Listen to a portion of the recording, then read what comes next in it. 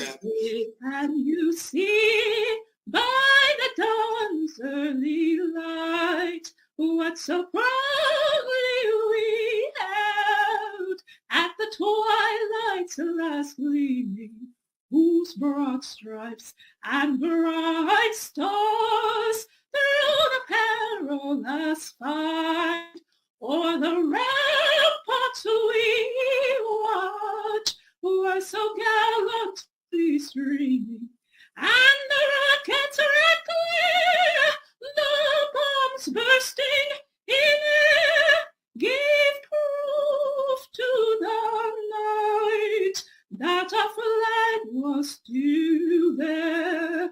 Oh, say does that star-spangled banner yet wave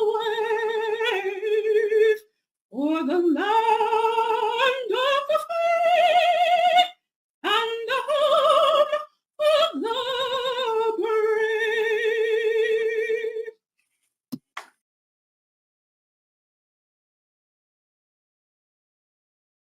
And now, boys and girls, let me hear you recite the Pledge of Allegiance.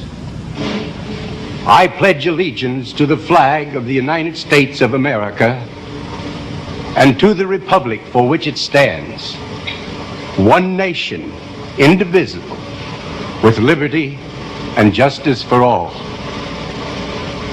Since I was a small boy, 2 states have been added to our country, and 2 words have been added to the Pledge of Allegiance: under God. Wouldn't it be a pity if someone said that is a prayer and that would be eliminated from schools too?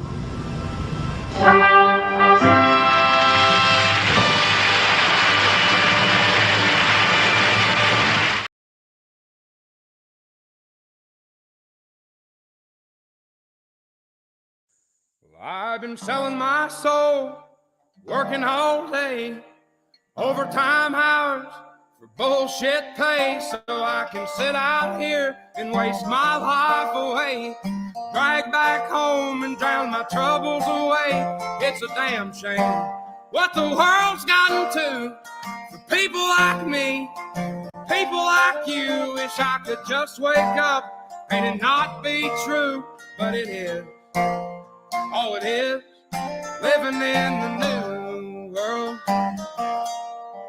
with an whole soul. These rich men north of Richmond, Lord knows they all just wanna have total control. Wanna know what you think, wanna know what you do, and they don't think you know, but I know that you do. 'Cause your dollar ain't shit, and it's taxed to no end. Cause the rich men, cause the rich men.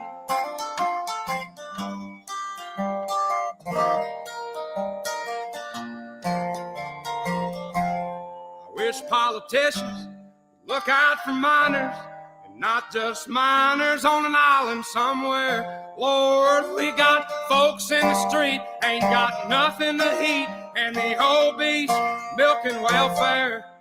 God, if you're 5'3" and you're 300 pounds, taxes ought not to pay for your bags of fudge rounds. Young men are putting themselves 6 feet in the ground, 'cause all this damn country does is keep on kicking them down.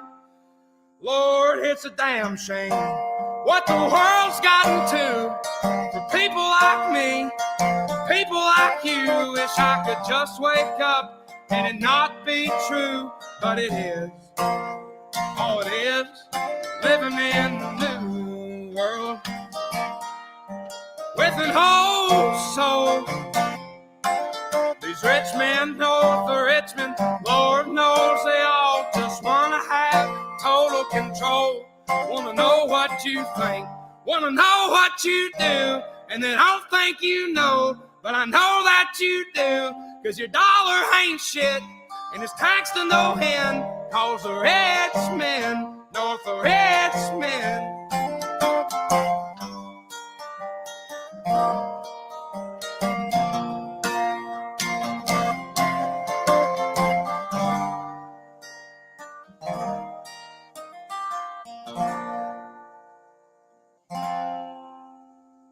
been selling my soul, working all day, overtime hours for bullshit pay.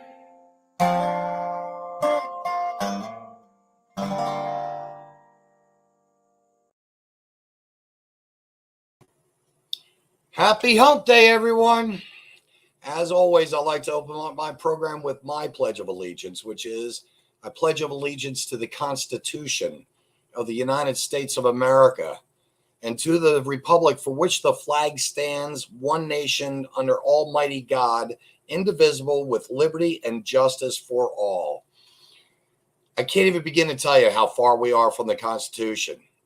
And since they've also made it in 2010 not to teach cursive anymore, the young folk don't have a clue on how to read it, on what they're reading when they look at it. It just looks like scribbling to them. Here goes the quote for the day. All the flowers of all the tomorrows are in the seeds of today. It's a Native American quote. But all the flowers of tomorrow are in the seeds of today. What does that actually mean? We see the flowers when we wake up in the morning, once spring has sprung, and throughout the summer and into fall. And we just take all those things for granted, the flowers, that is. But this is a little bit more personal. It's about the seeds that they have, that they're going to put out for next year and for years to come. Well, much like the flower, we too reap what we sow. And if we are doing good things and doing good deeds and making the right choices, we're going to have a much easier life, and we're going to see that life blossom and bloom. And that's what we should be seeing when it comes to our children in particular. I have a guest coming on, everyone that's been paying attention out there. Lee Spiller is coming back. And Lee, believe it or not, this is part 2 with him. But we're going to have a very dynamic, I believe, conversation, because this is really for the parents. So, Lee, how are you doing, sir? Pretty good. We've had a few days that are cooler than it's been. You know, we only got up to 99 or so. Sunday it was 112 on my back porch. Today? Then a front blew through, and it got down into the 90s. But yeah, it was hot. Wow. And that's the way Texas has been. So, this summer I've tried to be a master of the great indoors instead of the outdoors. That's true, because at our ages, if we stay out there too long, we may just wither up and blow away. Man, you feel it. Getting old ain't about your head. It's about stamina. Yes, it is. It's about your body. Your body aches and creaks and cracks and the whole 9 yards. Lee, in short, you're an executive director at the CCHR there in Texas. It's on your moniker in front of you. Can you refresh the memories of those that are here to what you exactly do, sir, please?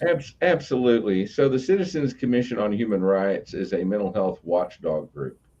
So, we look into abuses in the mental health system.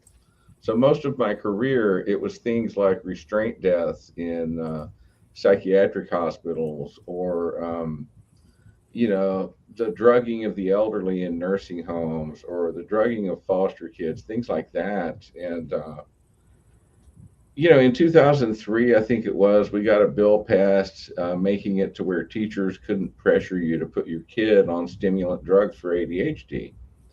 And I thought that I wouldn't ever have to deal with schools again. That was the big thing that was going on back then, was parents were getting leaned on to drug their children. And,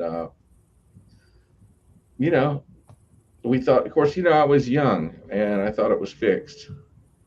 But as it turns out, every time you close a door, you open a window.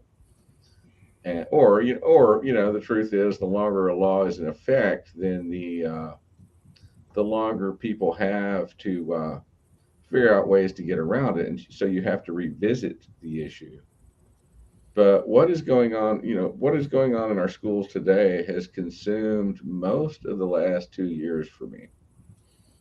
And, it's actually gotten like that since October 17th of last year for me.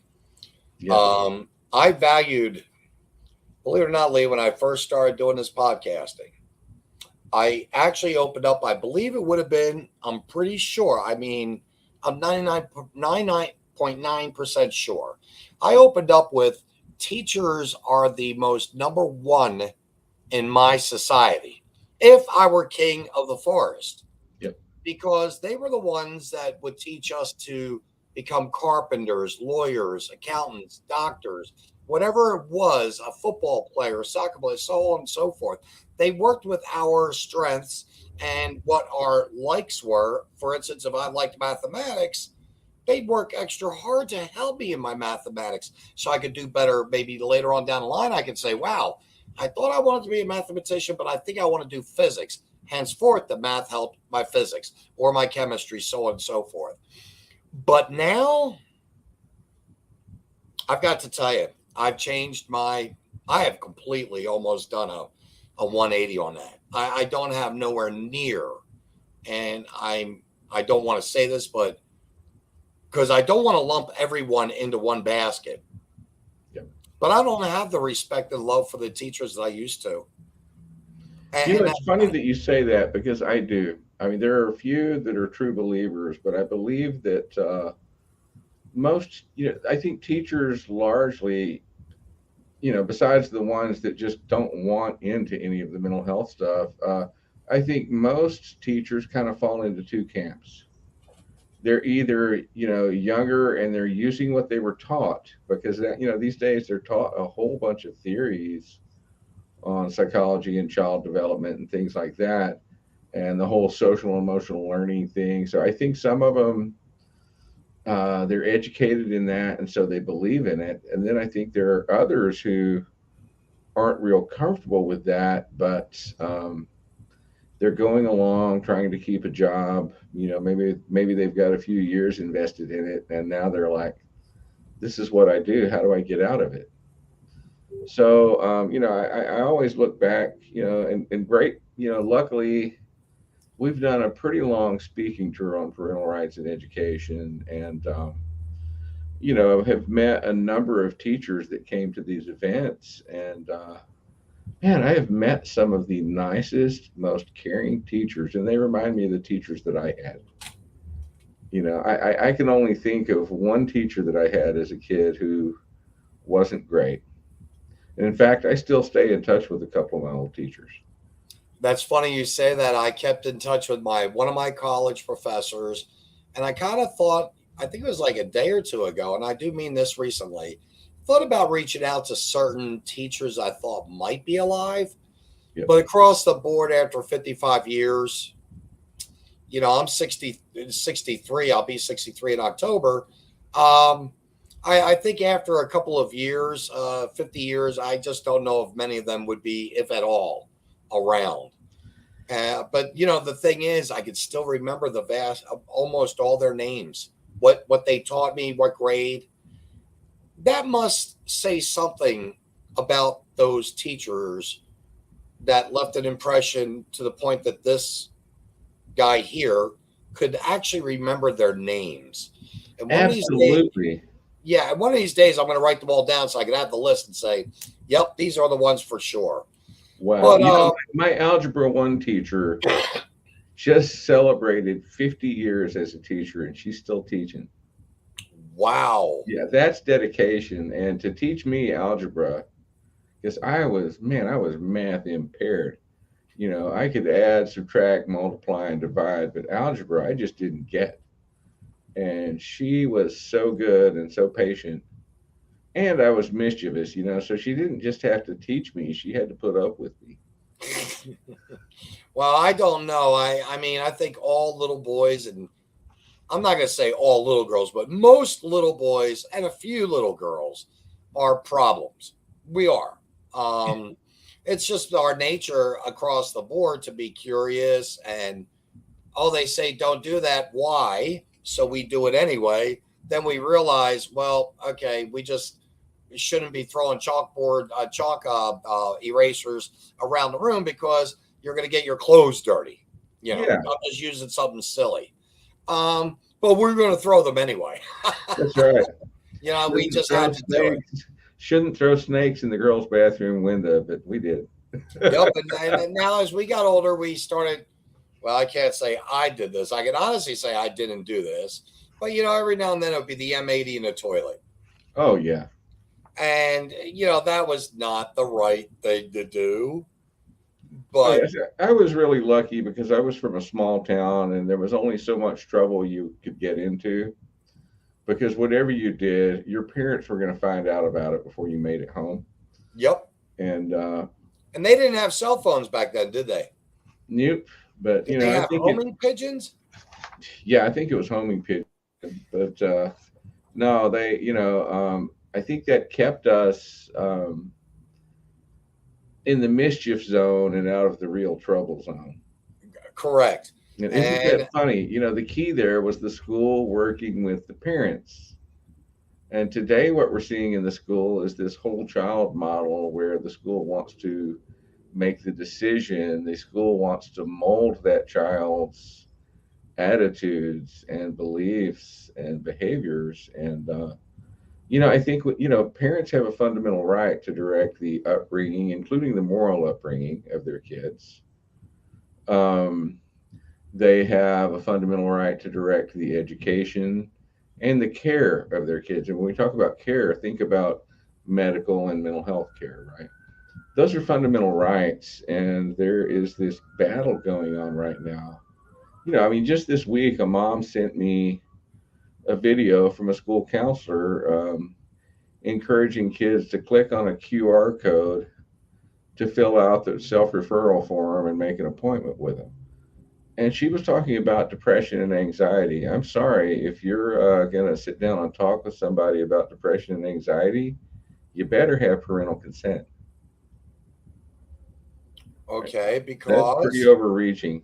it Because is. things can go bad. If you're talking about diabetes, well, in that case, I would submit that you need parental consent too.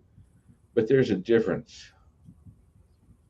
People don't get hauled off and incarcerated in a really scary place because of diabetes. Yeah. They do get incarcerated in psych hospitals if they say the wrong thing.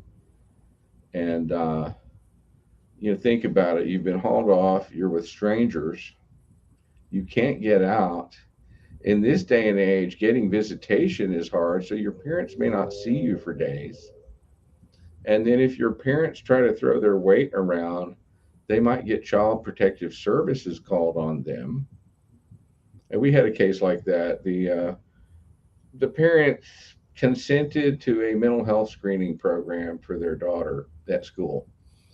And she was a hellraiser, and this was just a program. They were going to have some screenings and then some character lessons for young ladies or whatever. So they're like, okay. And they went in with their eyes open. They signed consent. Within the consent form, it was real clear if they became aware of abuse, then they would have to call Child Protective Services. These were not abusive parents, so they weren't worried about that. And the first day their daughter did a screener, it was fine. But the second day, she answered every question, or the second time, this several weeks later, she answered every question in the worst possible way. And to this day, we think she did it because she was being a smart aleck. That's why they put her in the program, was because they knew she was a smart aleck. So she answered every question bad. And the parents got told that they needed to admit her to a psychiatric hospital. And the parents said, no, we're going to get a second opinion. And 30 to 45 days later, a Child Protective Services worker showed up at the school and called the dad and said, come get your daughter and admit her to the hospital. And dad is like, I can't. I'm dealing with my other daughter right now. She's having an asthma attack, and my wife's at the store. She has her only car.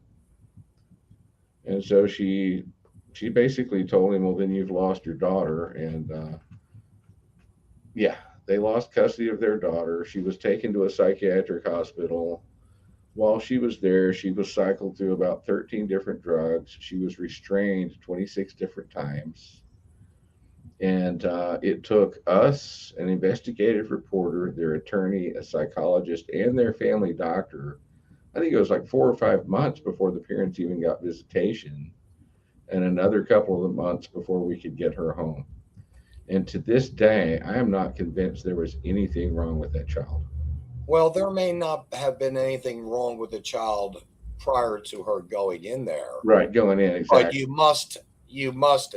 I mean, I'm sure there were problems when she came out Oh, that I'm were sure. probably because of being placed in there to begin with. Yeah, and I personally I give people a lot of credit for being tough and resilient, but man, how could you not be somewhat damaged going into a place like that, and being treated that way and taken away from everybody that you know and trust? I mean, that's a big deal. Yes, it is. And I imagine that girl went through, I'm going to say right out the gate, depression. Could And be. and then secondly would be the anger issue. Why? She's frustrated because she says, I know I'm not crazy. I don't belong in here. She probably second guessed or maybe rethought the actions of that second document that she handed in, Yep. being a smart, being a wise guy, more or less. Um, so it took about 5 months to get that little girl out. Is she has how long ago was this? That was And in when did she get the growth? 2004, and believe it or not, several times since then, I've gotten to visit with the family and see her, and she's resilient. And some families get under your skin, and they have really, they've been a joy to know, and I'm really sad about what happened to them because they didn't deserve it, Right. and nobody deserves that. But now our schools are turning into this feeder, and there are several mechanisms. One of the things, and if we're talking about parental rights, let's talk about for a second some of the things that parents are upset about. One of them is called social and emotional learning, right? And Mhm. people associate it with critical race theory, all sorts of things, and that's not it. Social and emotional learning is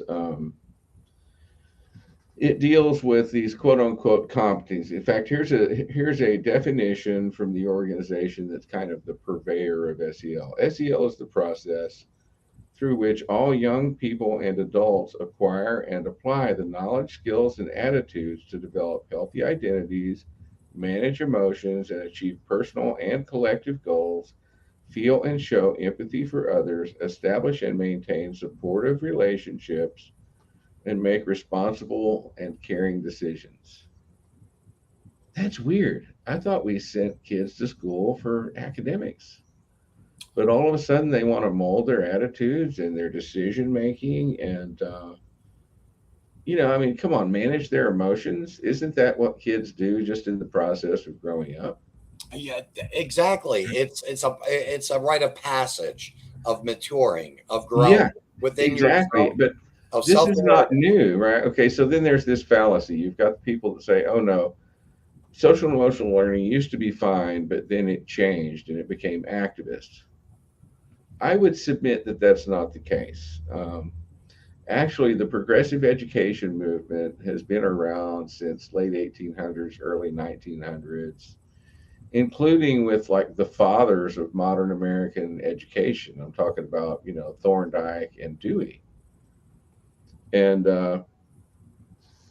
so let me find it. I actually captured a quote from Dewey. Let's see here.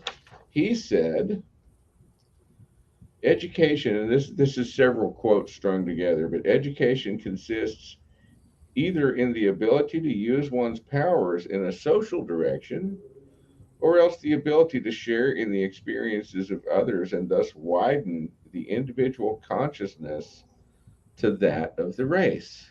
The ultimate problem of all education is to coordinate the psychological and social factors. The coordination demands that the child be capable of expressing himself, but in such a way as to realize social goals. Wow. Yeah, that's And that's right around 1896, right. right? And a lot of people don't understand that was and what Dewey wrote, believe it or not, I'm not going to say he plagiarized, but he took it from the Marxist football, what I call the Marxist football coaching.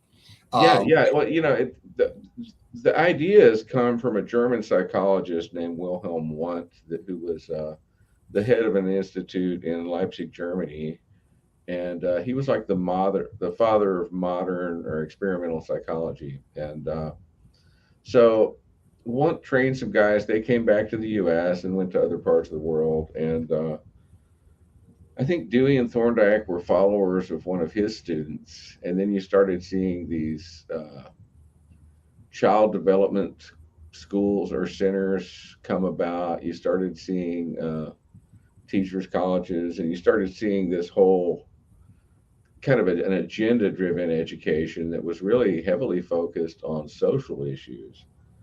And it gets worse. So, like back in the 1940s, G. Brock Chisholm, he was a psychiatrist. He was a co-founder of the World Federation of Mental Health. He was also the original director of the World Health Organization. And he was a psychiatrist. And he thought that the way to make everybody better was to eliminate the concept of right and wrong. And he said, to achieve world government, it is necessary to remove from the minds of men their individualism, loyalty to family traditions, national patriotism, and religious dogmas. Right? And his partner, J.R. Rees, he said, let me find his quote because it was pretty amazing too. Rees said, let's see here. We can therefore justifiably stress our particular point of view with regard to the proper development of the human psyche, even though our knowledge be incomplete. We must aim to make it permeate every educational activity in our national life. We have made a useful attack upon a number of professions. The two easiest of them naturally are the teaching profession and the church. The two most difficult are law and medicine. And Rees said that in 1940 in a document called Strategic Planning for Mental Health. You can see where this goes, right? Well, let me ask you. You said law and medicine. Medicine. Yeah. They weren't big believers of medicine back then, or they were? The problem was that the mental health professions were kind of late to the game, and that medicine was largely based on not just symptoms but actual physical etiology, right? And diseases have something you can see, right? Mm-hmm. The mental illnesses don't. They have behaviors. So there's no brain scan, blood test, X-ray, genetic test, nothing to find most of the commonly diagnosed mental illnesses. Instead, what you have is this construct, and it's easy to see how it came about. You've got people that are acting certain ways, and you're trying to discuss that with your peers, like when you're having to, hand a patient off to somebody else. And if you didn't have a name for what was going on, you'd have to sit there for 15 minutes and explain their symptoms. So you had these committees come together and take these clusters of symptoms and vote them into existence as disorders.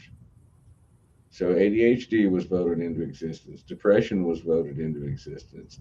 Schizophrenia, bipolar, and then they ended up, these lists of disorders ended up in a book called the Diagnostic and Statistical Manual of Mental Disorders. And it started out relatively small, and then over time, every time they would revisit it, they would get new committees. And I mean, it has grown into a really thick book now with many, many disorders in it. And some of the exposure on it, you have people on committees who, in some cases have pretty significant ties to the drug industry. So you start getting into the question of, well, are we making disorders to sell drugs, or are we accurately describing something? And the one thing they don't have compared to Physical medicine is objective tests. They have things that are subjective. Basically, you've got checklists, screeners, things like that. Right. So it's tough, because there are people who have problems. But to me, it's a testament to just how much any professional should take things with a grain of salt. Because some people are just going through something, and you can try to give it a name, but in a lot of cases, it's situational, and that's the situation. That's the situation professionals find themselves in. Is particularly guys who don't deal with mental disorders every day. Imagine being an internist, and that for physical disease, you can run a series of tests, you can see something, and you've got some fairly standard treatment plans. Whereas with mental illness, it's if you listen to patients, it sounds like trial and error. Well, I was actually talking to a buddy of mine, well, several people, but one buddy in particular. And let me ask you this, because I think this is probably in your wheelhouse. Regarding, because I know you do a lot of work regarding the pharmaceuticals that influence people into even negative behavior or bad behavior. Henceforth, they have a psychotic breakdown because of the interaction of drugs.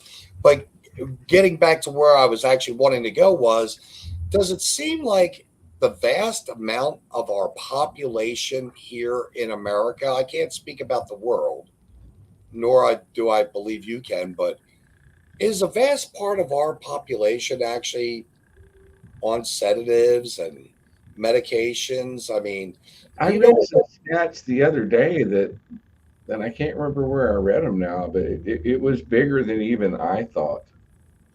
Really? Yeah, and unfortunately, so many of the groups that talk about the prevalence of mental illness are groups that are promoting mental health treatment. They're advocacy groups, but they're get a lot of money from drug companies. And for years, some of those groups have been going, oh yeah, 20% of people are mentally ill.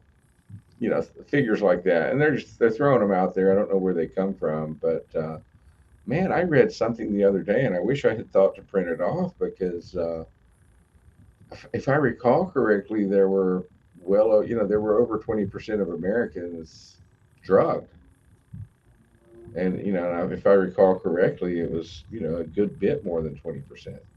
Oh wow! See, I thought it was actually much higher than that.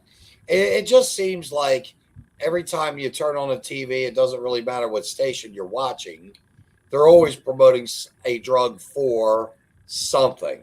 Yeah, and it seems like the mental health drugs are the most prevalent these days, and I could be wrong about that. But what drug ads do you see?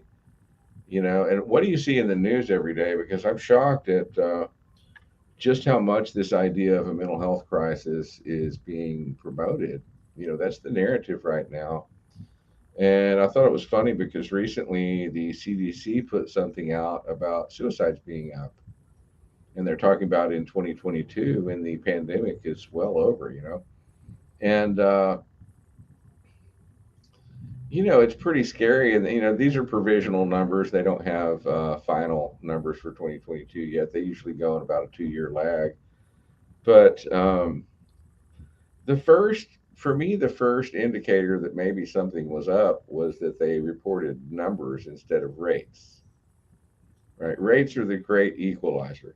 You can't compare Texas with Missouri or Texas with Rhode Island based on numbers, because we've got a lot bigger population. Correct. But rates are the great equalizer. You can look at rates, but they didn't give rates. They gave numbers. And boy, they just wanted everybody to know that we were just having horrible numbers. But when I looked at their numbers, what I found, because a lot of this has been attributed to children over the past 3 years. Oh, the children are suffering because of the pandemic or this or that. But according to their numbers, suicides in people between the age of, I think it was 10 and 24, were down 8%. Down 8%. Not up, down. Well, one would think that if the numbers are down, then why would the CDC wanting to step up and kind of even go into that. They were obviously up in other age groups, but kids are who has gotten a lot of attention through the pandemic, and I don't see it in completed suicides, not the numbers that they gave out, and they perceived, suicidal thoughts or attempts, to some degree, those are in the eye of the beholder. And I'll give you an example. We had a case of I want to say he was 11 at the time. A young boy had asthma really bad. And so bad, in fact, that his mom was missing a lot of work. And he goes into an emergency room. And while he's in the emergency room, this lady comes in to assess him. And the mom felt like, what is this? He's here for asthma, not mental illness. And by the time everything was said and done, they decided that he needed to go to a psych hospital. And, when I looked at the records, what did he have? Well, he certainly never admitted wanting to commit suicide. He admitted wanting to run away, feeling like a burden on his mom because she was having to spend so much time and miss so much work handling his asthma. And then for evidence of self-harm, it was something like picking at scabs or biting on hangnails or something, which who hasn't done that, right? Right. So he ends up in the psych hospital, and, luckily she was able to get him out later. But, and later that psychiatric hospital was actually criminally convicted for illegally holding a patient against her will. Well, the reason for that, of course, again, is about money. It's for that money. Right. Wow. And that takes us back to schools. With schools, you've got a captive population. And anytime you've got a captive population, they're vulnerable to, anybody who wants to come in and do wrong. I mean, it wouldn't matter if you were selling eyeglasses, bad eyeglasses. Maybe you want to market tennis shoes for kids. Just the fact that they're all together means you've got a convenient population all in one place. Therefore, our society and our government and our schools, they actually need to recognize that and make sure that when they have people in to do anything, they have to make sure that kids aren't getting victimized by the unscrupulous. And there's two ways to do that. You can vet people, and you can put mom and dad in the driver's seat. And if mom and dad say no, no means no. Thank you. And I think that that's probably what a lot of parents need to hear, is that they are the ones that are in charge of. And so many at this point, and I mean, I hope I'm wrong, but it seems like so many parents today with their, and don't get, I'm not making excuses for them, but they're busy, they're working. Some have two jobs because they're a single parent. Others are maybe two or three jobs between the two of them, leaving the home somewhat unattended, I guess, for lack of a better phrase. And so the kids have to, well, they've got run of the house, so they don't have that parental guidance. And so it seems as though the teachers now have basically wanted to say, you know what, let's set aside the ABCs and let's talk about your feelings, as you were talking about with SEL. That the parents have really just said, you know what, I'm going to forfeit my kids to the school system. Yeah, I'm not actually seeing it too much that way. What I'm seeing is mostly what I see are parents who, they probably were in the public school system like I was, and you probably were.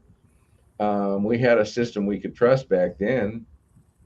And so they're kind of operating on their impression of school, a lot of them, right? I mean, Right. there's parents that can't be bothered, but most parents really care about their kids. Yes, they do. They just don't have a clue because things aren't necessarily out there until you start seeing it. And that was one of the great things about 2020 was that for the first time, a lot of parents started seeing what was going on with schools because it was being done by remote. Uh-huh. And so then parents started getting concerned. And I just, man, I've spoken all around the state on this issue, and my respect and my regard for parents has gone up, not down. There are some great parents out there, and in fact, we need them. Yeah. But you know, kind of the way I got into the school thing was, after the Parkland shooting in Florida and then the Santa Fe shooting in Texas, um, our state decided that the way to keep schools safe was mental health and behavioral threat assessment, where you're trying to predict that somebody's going to go off and then get them treatment in advance. That's If that worked, we wouldn't know the names of a lot of these shooters because many of the shooters were known to the system and were in care and on meds. Many. Right. But that was the tack Texas took, and in trying to tone down some of that legislation and protect kids and protect parental rights, man, in talking to parents and in listening to parents testify, it was an eye opener. We learned that, man, a lot of parents just don't know their rights. And in this day and age, if you don't know your rights, you don't have them. Correct. Right. So we see parental rights as a three-legged stool. Right. The first leg is knowledge. Right. You've actually got to learn what your rights are. Chances are in your state's education code, there's a parental rights section somewhere. If y'all have a family code, or a code that lays out divorces, family, parental responsibilities, parental rights, those stuff, somewhere in there should be some basic statements of parental rights. And parents need to know those things. If you have a special education child or a 504 child, you have another set of rights that are laid out in federal law and federal rules. And frankly, I wish that they applied in general education, because in special education, the parent is the center of gravity if they know they are. Because ultimately they're going to have veto power over that individualized education plan. And so, anyway, as we went through this process and learned how much parents didn't know, we put together this little presentation based on common questions people would ask us. And since we're not attorneys and can't interpret the law, we would just have the question, the teacher's saying I have to drug my kid. What do I do? Boom, we would point them, we would actually literally have that section of code in the PowerPoint presentation so that the parents could read it themselves, and then they could discuss what it meant. And one of the main things we did, was, throughout this, as far as solutions go, one of the main solutions was an opt-out letter, where you can opt your kid out of screeners, surveys, this, that, the other thing. And at the time, and we always told parents, look, nobody likes that parent that's a jerk, rude, impatient, too demanding. Please enter into this with manners and in this spirit of dialogue, because what we hope is that as you dialogue this out with the school, both of you will become aware of where each other stands. And the chances are you're going to find out that neither of you is all that evil. You're just going about it a different way. And at that time, I think it was exactly the thing to do. But it's what I would prefer parents do today. But with COVID, so many things were laid bare, and there were so many things that there were a lot of things that people pushed back on, right or wrong. A good example would be masks. Some people love them, some people hate them, but there was a lot of conflict over it. And so all of a sudden, school board meetings become very adversarial. And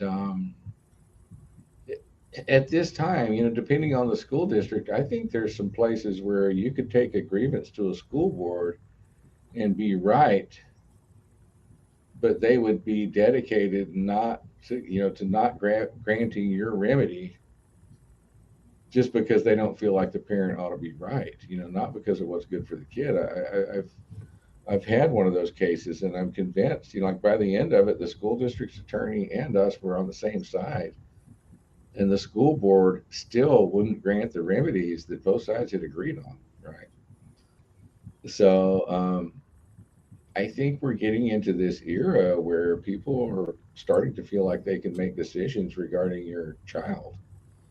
So it's And really they actually, we actually had, I know this firsthand. I read a quote of a librarian at the Cameron High School, um, Tanya Boyles. I'm not quoting her, but in short, the parent, she specifically said the parents have no rights and the children are now ours. In fact, Heath had said something earlier, just and I put it up there. But parents have it drilled into them that we need to trust the trained professionals or these trained professionals. How do I've you? certainly, man, I've done human rights work for 26 years, and I can't remember a time when there weren't people out there going, "Oh, trust the doctor. Oh, trust that psychiatrist. Yeah, he's drugging you to smithereens, but trust him. He didn't tell you what the side effects were. He didn't tell you what the alternatives were. Informed consent is a process, and it's not the process of saying yes. It's the process of making an informed decision based on what the doctor thinks you have, the purported benefits of what he wants to treat you with, the risks of what he wants to treat you with, the alternatives to that treatment, and including why he wants to rule those out, and how long can you expect to be in that treatment. That is informed consent. I have this great relationship with my doctors because one of my favorites, and I actually, it's time to go see him again. But the first time we met, he was telling me all these things that he wouldn't do. And don't come in here when you're sick. I don't want my other patients to get it. I'm trying to prevent things, and I won't go to the hospital. I won't. And finally, I went, stop, doc. Let me explain something. 90% of why I come to you is to take advantage of your training and your expertise so that you can tell me what's going on with my body and lay out options, and so that I can make the decision. And if you can do that, you can be my doctor. And by the time everything was said and done, and he knew what I do for a living and stuff, he was less like a doctor and more like a peer. And if he suggested something, he would tell me the study that it was based on, and because he knew I would go check it out anyway. Right. And he was great, and that's what I would wish everybody would have with their doctor.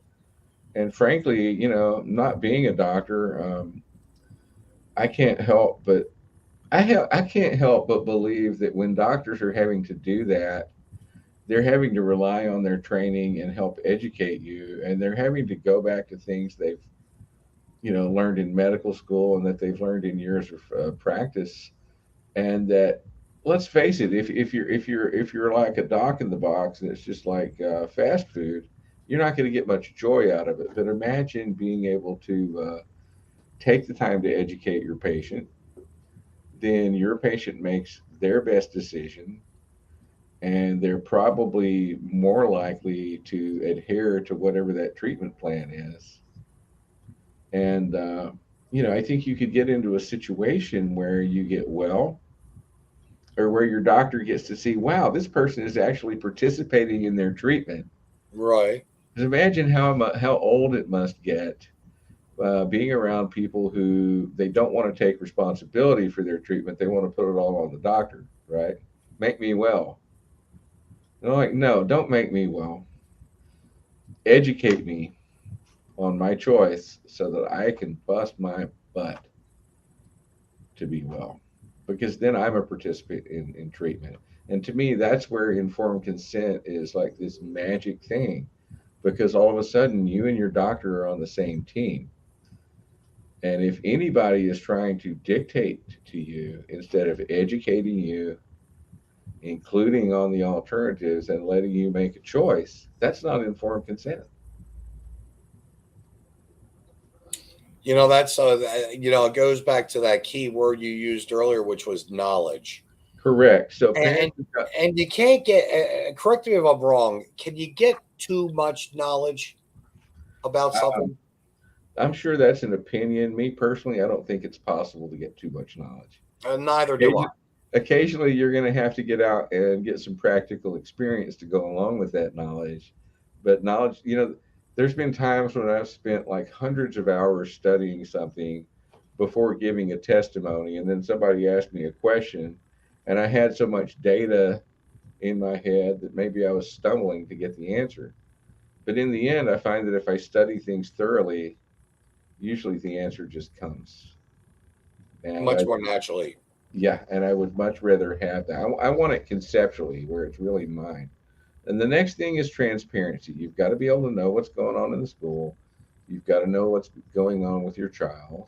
If anybody is trying to diagnose you, you got to know based on what, right?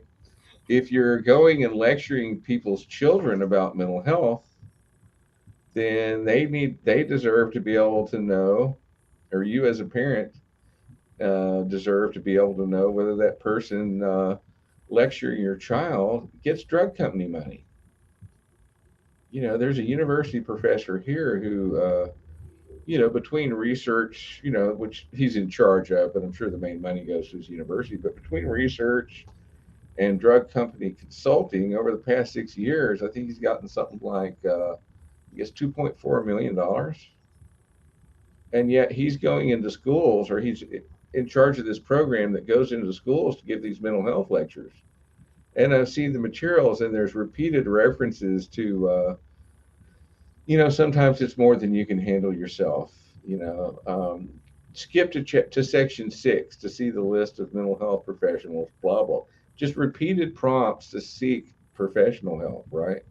I'm sorry, that's marketing. That is marketing, right? And it's another one that bothers me. There's a program called Mental Health First Aid. And yeah, we all want people to be doing okay and all that. But I was reading something on it from the Substance Abuse and Mental Health Services Administration, and they weren't talking about a metric of lives saved. People who were thinking about suicide got care, got better. That wasn't the kind of metric they were talking about. The metric that they were talking about was higher service utilization. So let me ask you, if you're doing an educational program and it's resulting in higher service utilization, what's another word for that?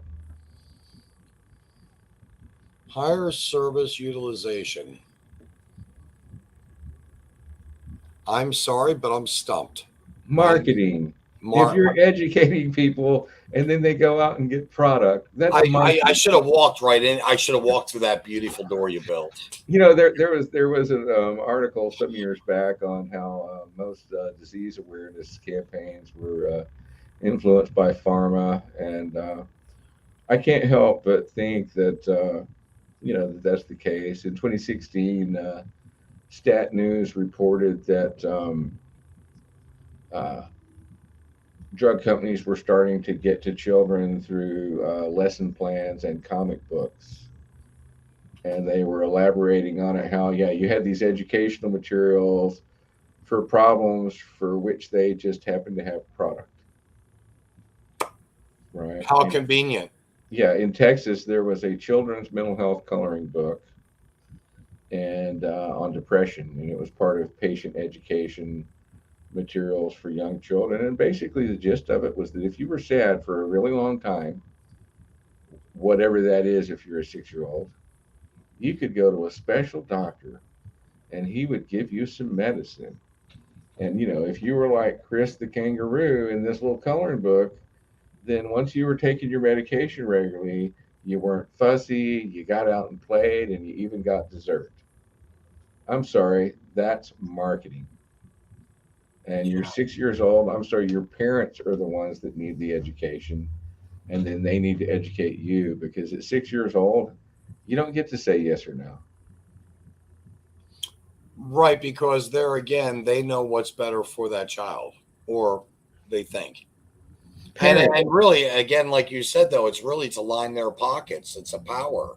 well, in that case, it was part of a campaign known as the Texas Medication Algorithm Project, and you had a bunch of drug companies and some state money, and it eventually got exposed, and a whistleblower filed a lawsuit saying that it was all about drug marketing, and they were marketing drugs drugs for kids and the elderly that weren't approved for kids and the elderly, and specifically like um, the suit that went to trial had to do with the marketing of antipsychotic drugs, which those are strong drugs with serious side effects.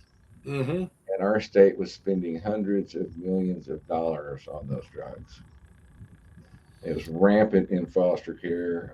It was crazy. And at the end of the day, the drug company that got sued, that went to trial, during trial, they decided to settle. And at that time, the Attorney General's office said that it was the record Medicaid fraud lawsuit for Texas, a recovery for Texas. Um, but, I mean, it was big money. But to see patient education materials like that, I mean, I was pretty insulted. It was so clearly, it wasn't, and they mentioned a special doctor that Chris could talk to too, but the one where you got repeated coverage was the doctor with the medicine, the candy man. That's, and the gist of it was take your medication, stay on your medication, and life ain't that simple. And So, ironically, not very many years later, the FDA put a black box warning on antidepressants in children, and the warning is about suicidal thoughts and what do they call it? Attempts. So you've got a suicide warning on these drugs, and yet earlier on they were just marketing the hell out of them for kids. wow. Yeah. So, do you think today we actually do have, and it's kind of hard to maybe come to a definitive answer, but with what they're saying in this particular piece that you were reading earlier about, the amount of people in the United States are actually using drugs, mental medications. Um, are they saying that we're actually getting? I mean, is it possible that we are actually? I mean, I have to tell you, I never saw autism growing up. I never did. I Right. saw the mongoloid children, and and I hope I'm saying that correctly, but the mongoloid children and the Down syndrome babies. What changed to where? And I've got to say this: I don't even see nowhere near as many or know of people that have Down syndrome or mongoloid children.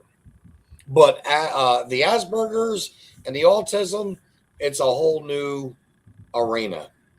Yeah, and I've been around enough parents who have autistic children to get that. You know what? Some kids have something going on, but the spectrum, it grows, it shrinks. I don't know what to do about that or what to say about it. All I can say is, question your doctor, question what you see, and at the But end of the day, you make the decision for your child. but could it have been possibly? I'm asking you this seriously because I know you've been. This is your area. Is it possible through the 80s, 70s, 80s into 90s? I believe in the 70s they dispensed Valium Hmm. like it was no tomorrow. And then they had gosh darn it, it's on the tip of my tongue. Quaaludes? Quaaludes, thank you. Yeah. Then they had Quaaludes. And then they ended up, you get all these mixings of well, with the Quaaludes, it then went into the Coke for the mainstream population, Yep. to have a little fun with on the side. Do you think by chance any of those drugs, the Zolofts, the Quaaludes, so on and so forth, the whole gamut of all of them, do you think that may have had a hand in the uptick of children that are of special needs, particularly with autism? Well, I've never been asked that question, and I wouldn't have. I wouldn't have any way of knowing. I know that. Uh, I know that we've got an awful lot of people on drugs, is what I know. And Quaaludes, I never hear about anymore. I don't know whatever happened to those. Valium's still out there. That whole drug class is, abusable, has street values. You got Valium, you've got Klonopin, you've got Xanax, and Xanax also is part of the Trinity, where here we call it the Trinity or the Houston cocktail. But if you mix opioids with Soma and Xanax, apparently you get a high that's more intense than heroin. And so that was one of the ways that Texas was like cracking down on pill mills, was where you saw doctors prescribing the Trinity, then that was suspect, and so they would start digging in your prescriptions, and people were dying, man. Oh, And yeah. I'm sure it's not done, but it was a big deal. And Well, now we've got fentanyl. yeah, Fentanyl man, pretty much has replaced everything. that is a game changer. That's some scary stuff. It's so potent. Yeah. And But the worst part about it is that it's not being monitored by any of the FDA. It's not being monitored by any pharmaceutical companies. It's basically the material is sent from China to South America through the cartels that are manufacturing, creating all this stuff, and then of course just literally pouring over the borders in quantities that never existed. yeah, And I would be interested in knowing, how much of the fentanyl that they're finding is regular prescription fentanyl that's been diverted, and how much of it is coming from the cartels. But because even before we started hearing about the cartels bringing it in, there was already a problem with people going on fentanyl and overdosing because it's a right, prescription drug. yeah, yeah. Well, we had, I believe, fentanyl was a cause of the death for Michael Jackson, Prince. No, Michael Jackson was. Oh, it's a common propofol. It's a very common anesthetic, Okay, and but Prince was the fentanyl, I believe. I know it was one of the opioids, if I recall. I don't remember which specific drug, but isn't that scary? Apparently, I'm beginning to show my age with talking about Quaaludes. uh, but no, getting back to again to what I really think that I really do think that the combination of drugs and gosh, I mean, they were always on the TV and then they would switch up to another one. It went from again Zoloft for some reason really sticks with me. Never had it, don't even know what it's for. The Happy Little Cloud commercial. Who couldn't remember that? Yeah, well, that's what I'm saying. You're right, but there were other ones as well that obviously didn't make the mark of impression on me. Yeah. But I would say that I don't know if these drugs are altering the genetics of men and women that are coupling and having children, and henceforth where or what the root cause is of for autism, for instance. Just because I have an autistic nephew. Oh I wow. have a little fellow that's autistic. I wish I knew more about it, and it's one of those because it's kind of a prolonged thing. Uh, I don't think that we've been as good with like developmental disability cases as we've been with like psych hospital abuse cases or residential treatment center abuse cases, or shoot, I've had to look at brain injury facilities where patients were being abused. And you know, there are some people that have had developmental disabilities or intellectual disabilities, certainly, but they were in a setting that was more like something we would go after. And you know, and again, we go after abuses in the system, so we don't necessarily, you know, root causes aren't our thing. Our thing is human rights, and I don't care who you are. I don't care what your orientation is. If you're being abused in a place that you cannot leave,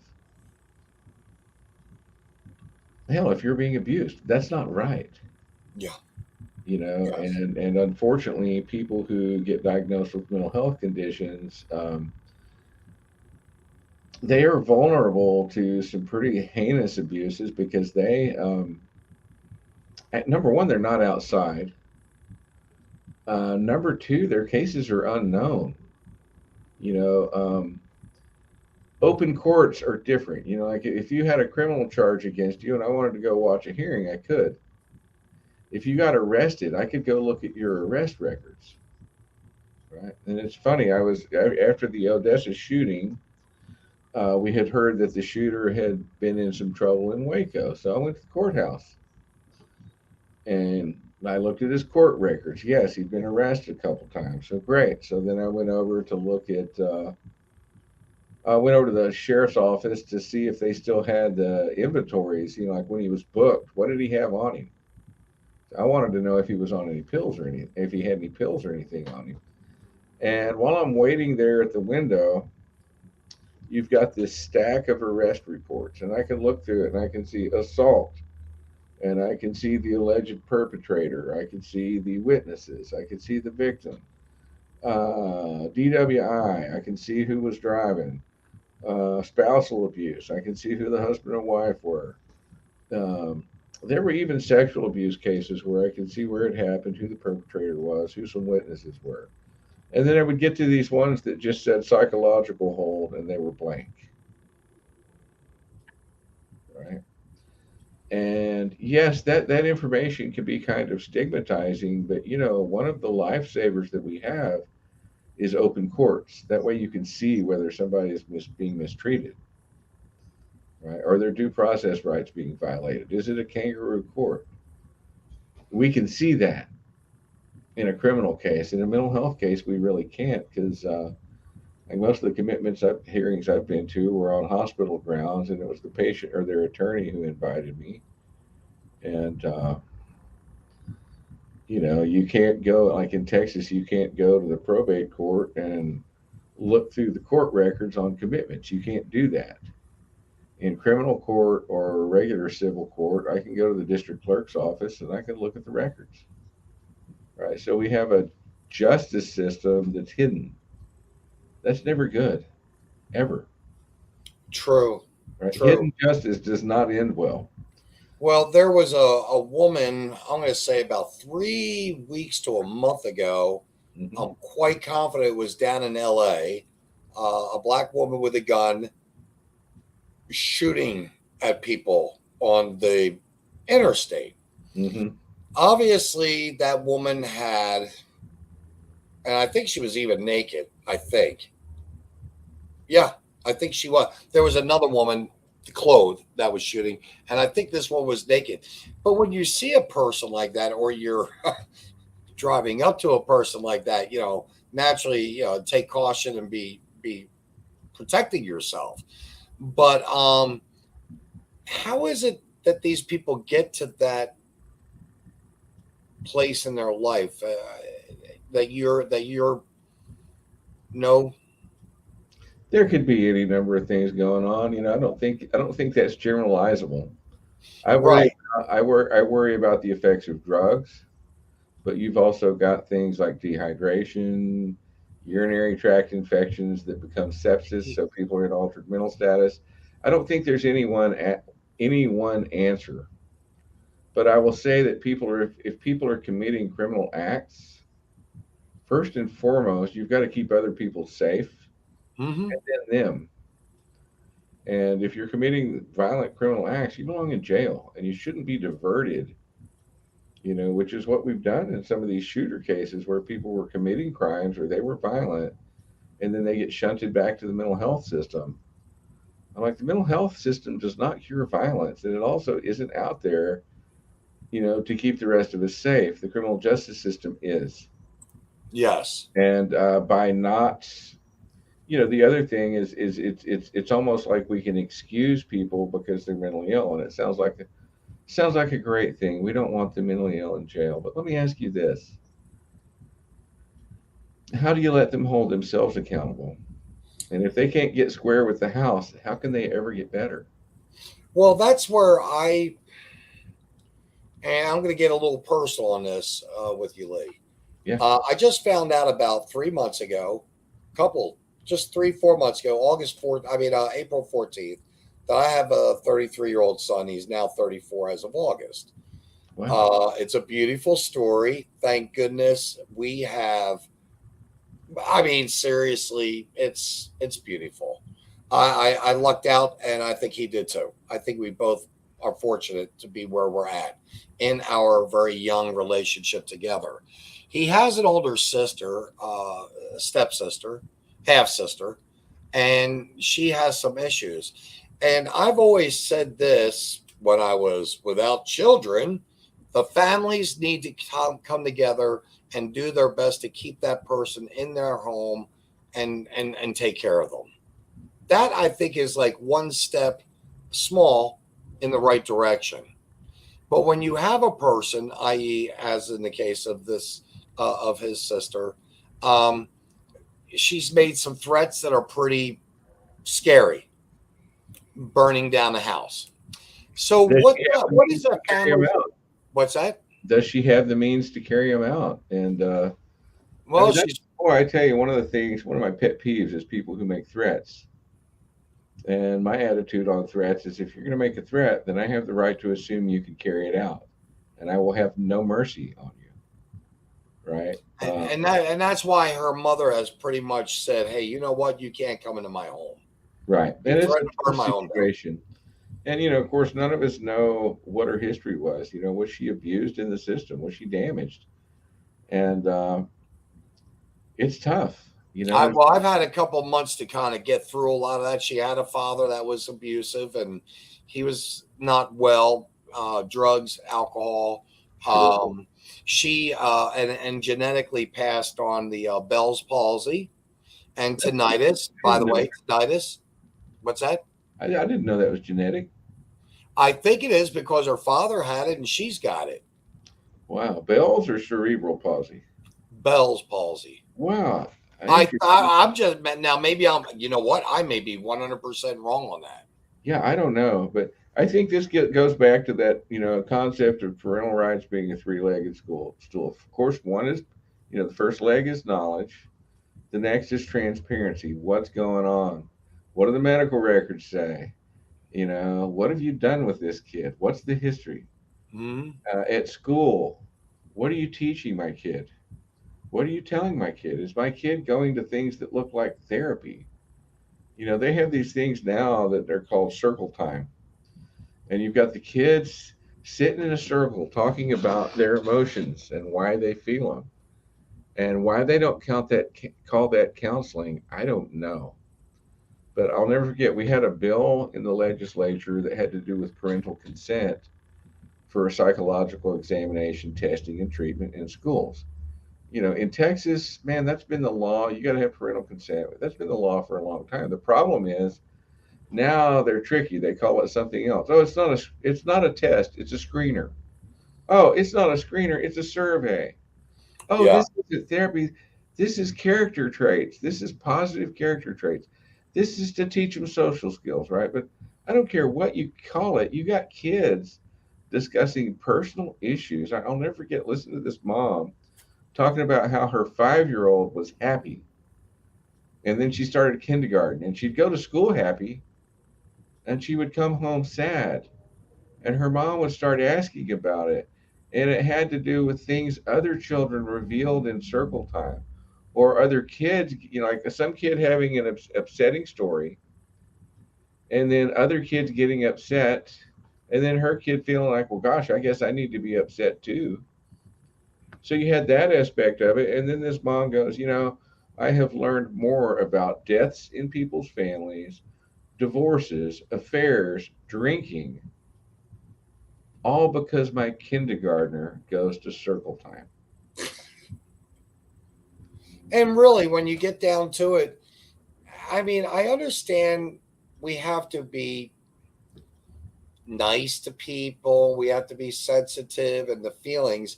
But, actually, the mission statement of the Cameron High School here in Missouri, the last two words are education experience. Yeah. And it's not supposed to be, and I'm just going to say it like this, I don't feel like it should be an experience. I feel like it should be, this is the law. You're going to learn. You're going to learn A, B, C, D, E, F, so on and so forth, the alphabet. Right. Oh, first thing, forever, what did we deal with when it came to child behavior? Forever, it was morals, manners, etiquette, discipline. Yep. Right? Based on long-standing familial and religious traditions. And now we're supposed to replace that with psychology. I don't think so. Yeah, psychology can't replace those four criteria, which of course ultimately make up that person's character. Right. So it's interesting, that Wundtian definition of education, based on the works of Wilhelm Wundt, was, to mean feeding experiential data to a young brain and nervous system rather than the teaching of mental skills, right? So it led to the abdication of the traditional role of teachers as educators. We're starting to see that now, right? Experiential, and the teacher's no longer educator. With some of the new curriculum that's out, teachers are being made more like facilitators. We're going to facilitate your learning. We're going to put you on a digital device. It's going to do the work, and we're going to facilitate. And it's so interesting because that's one where I have spoken to several teachers, and they're like, hey, that's not realistic. Kids are individuals, and they come up with individual problems learning something. And as a teacher, teachers learn how to get them sorted out, and they do it. Right? Teachers are not facilitators. Well, if teachers are facilitators, I'm going to throw this at you. It seems like parents take up the new role in the home of friends. Depends on the parents. I like I say, I've heard that before. And when you're older, I think that's okay. When you're like 20, when you're mature enough, when you've gone through the first 20 years of real growth, I think that's when the friendships can start. That's my opinion. Yeah, my experience was that each age that my children were, and now my grandchildren, I didn't think that they could get any cuter or any more fun until they did. Because each age has its advantages. Man, the teens are amazing because not only do they have strong interests, but they're actually able to do something about that. And they need guidance, right? But no, that's the point is, we need to be able to see that. We need to be able to see what's going on. We got to have that transparency because without data, we don't know what's happening to our kids. Okay. So you need your knowledge of what your rights are. Then you need the data. And part of that, is documenting. Right. So the three legs of the stool are knowledge, transparency, and the last one is accountability. In other words, are your rights enforceable? Right? That's the three-legged stool. And in exercising those rights, you've got to learn, educate yourself on your rights. And you've got to document. If there's something that you're curious about or you think an abuse has occurred, you document that.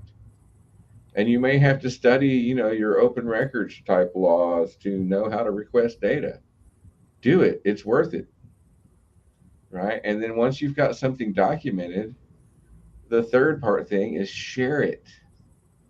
Right? If there's abuse occurring, it does nobody any good.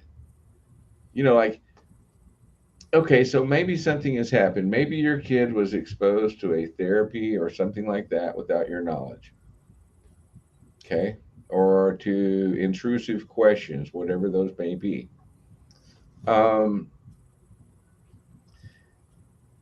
Is it enough to help your kid? And that's the thing. One of the things I love about the parents that I've worked with is they don't want to just help their kid. They see a problem and they know it's in their district, and it's not good enough that their kid gets helped. Every kid in the district deserves to have those protections. And that's what I love about working with parents is you find out how passionate a lot of these parents are. Like they don't want to make that decision for other parents, but they want those other parents to know and be able to exercise their rights. I'll never forget in there was a school district in North Texas that not only were they doing a lot of those intrusive surveys, they actually had an app that would assess the kids' mental state, emotional state, energy state, physical state, and social state. And then based on that, and it was all emoji based, or you could put in a comment, but based on whatever that kid spit out, then it would spit out an exercise that had been developed by a licensed mental health clinician. And the company went so far as to claim that, that these activities gave somebody access to the same experience, same, I think, knowledge or interventions that they might experience in coaching or individual therapy. I'm sorry, if you are assessing somebody's child and then you are applying techniques to remedy what you found that are consistent with what your kid would get in individual therapy, then you ought to have parental consent.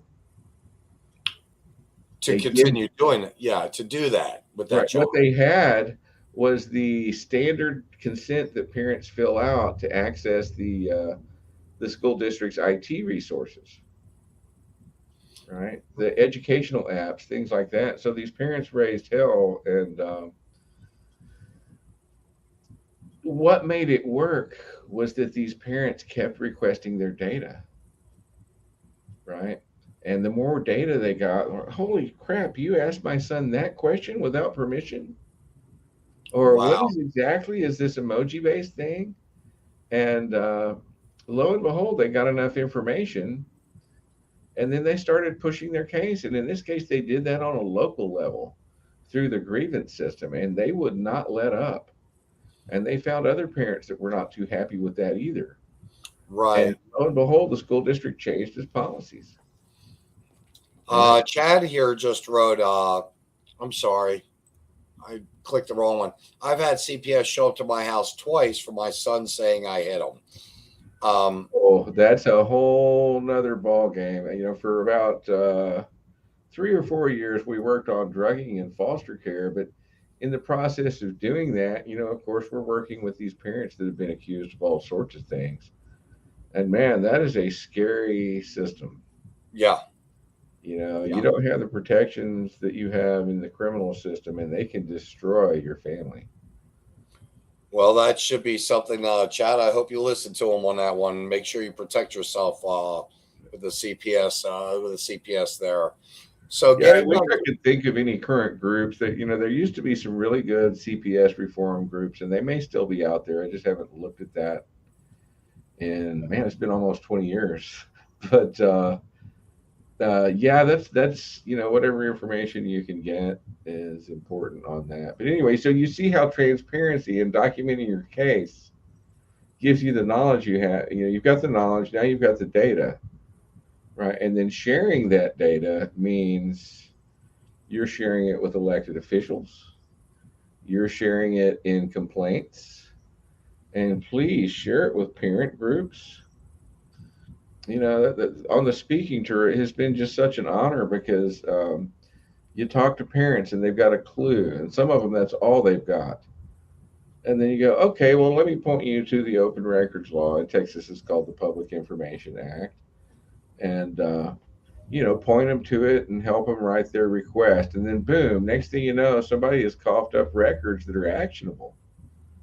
Right. So now they've got a grievance, but even better because they were willing to share.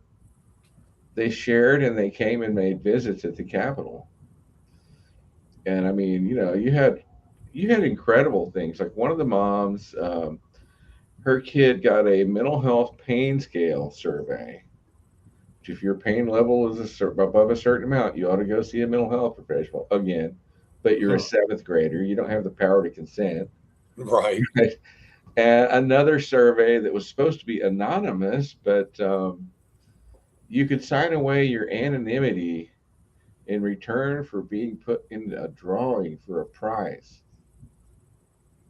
Right? So this girl, the seventh grader, literally coughing up her privacy rights in return for being put in for a drawing. I don't think this kid was that dumb, but this mom finds all this stuff out after the fact. There was no consent, and You she checked used all of a, it. you used a phrase that I've been really trying to focus in on myself. It's a very simple word: opt. Yeah. Opt in, opt out. Yep. How come it seems like the schools don't make it all that easy for a parent to, or do you think it's the parents that are not maybe paying enough attention? No, I think parents are trying to pay attention, and unfortunately, I don't know that we're as literate as we used to be. The thing I see a lot, I mean, I've seen a number of cases where parents are like, "No, I didn't give consent to that." And yeah, somebody's asking, what do I think of the panorama surveys? I think anything that asks personal questions and keeps a dashboard on your kid, including emotional regulation, growth mindset, self-efficacy. I don't think that's safe personally. I don't think that's anybody's business. I think growth mindset is subjective. I think that how much empathy you have is the kind of thing that could follow you around later and be, it could do you damage. I just don't think that that's what we send our kids to school for. Just that Correct. simple. And if it's done without parental consent, I'm completely against that. And so you've got situations of no consent. Then you have underinformed consent. We're going to do what would they call it? Let me think here. There's a school climate survey. The hell is that? Yeah, they have that. They play with words. That's Right. why I like to play back with these people with words. Yeah, let me Uh, give you a parent climate survey. We don't like this, and we would rather be informed, truly informed, before we have to decide whether our kid is exposed to it. How about that? I can't speak for all parents, but I can tell you what, when parents start seeing some of these questions and start seeing the dashboard, I think the dashboards are the great equalizer. The thought that somebody could be tracking your kid's emotions, who knows where the data goes, who knows how long that record lasts. Maybe the and data. who has privy who has that availability of that record Yeah, who has access, right? And all of access. this, one of the justifiers is something called the multi-tiered systems of support. Now, as long as I can remember, there have been things that teachers use to get kids back on task. That's And Florida. Chad says that he thinks that schools there are very transparent. That's what That's we want. Florida. Yeah, that's Florida. Florida has been really neat. I've been kind of watching what Florida has been going through, and it makes me happy because I feel like the parent movement has done really well in Florida. Well, between DeSantis, personally, not to go off the topic and get into politics, but DeSantis and Youngkin of Virginia, DeSantis, of course, of Florida, they both, as governors, have really stepped up. They really Quite have really interesting, stepped up. isn't it? Arizona passed a Parents' Bill of Rights, and one of the things I like about Arizona is that it creates a cause of action. And I think I haven't read it in a couple of years or a year and a half, but if I recall correctly, the attorney general can go after a school district that's violating your rights, or if they aren't going to do it, you have a cause of action and you can sue and protect your rights. Because like one of the problems we have in a lot of places, schools have sovereign immunity, and you have to, if you're going to sue in state court, you end up having to take it all the way through the grievance system and the appeals system, and then you can file in district court. It just gets crazy. So you have parents that are trying to work this system and they're not getting justice. And when you're talking about a kid, I mean, that's especially a need for speedy justice because you've got somebody who gosh, a school year is 9 months, Yeah. and so if something is done wrong, you're going to blow a whole school year. And I've literally known parents who were having an issue, and it was usually around discipline, where the kids are being sent to some sort of an alternative setting, and the parents are mad. The kid's out now, but they've really been hurt or embarrassed or whatever, and the parent has been trying to get justice. I know one parent. I think it's been 2 years or more. Like in the life of a kid, 2 years is everything, man.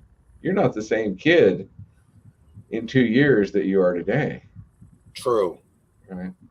But yeah, so that was a good sidetrack. But anyway, we've got this thing called the multi-tiered system of supports, and it seems to be being pushed on a national level, and I'm not quite as familiar. It's I feel like on a federal level, when you read about it, it's a little bit more encoded, whereas Texas is being a lot more open about what they want to do now. And so our Texas Education Agency has a toolkit.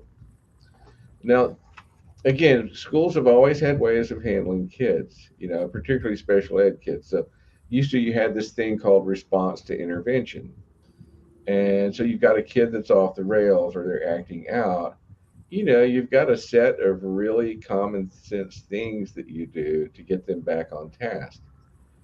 And you don't get into everything else unless the common sense stuff has failed. But then from there, you had positive behavior interventions and supports. And again, just a little bit more, I don't know what to call it, but to me, it just seems like a little bit less direct as far as, discipline and just the common sense stuff. And now we're into multi-tiered systems of support. So there's 3 tiers. And tier one is the universal tier. So all of a sudden, we're not doing this just on a population that is relatively small and could use some resources. Instead, you're spreading it out universally. So let's look at this Texas toolkit. You've got staff development for staff who interact regularly with students. You have interpersonal, social, emotional, behavioral skill building lessons.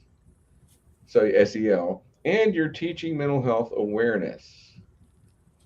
You've got advisory with lessons and caring adult access for all students.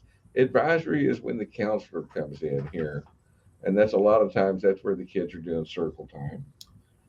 Then you have a self-referral process and promotion of help-seeking behavior without stigma and accesses to services and supports.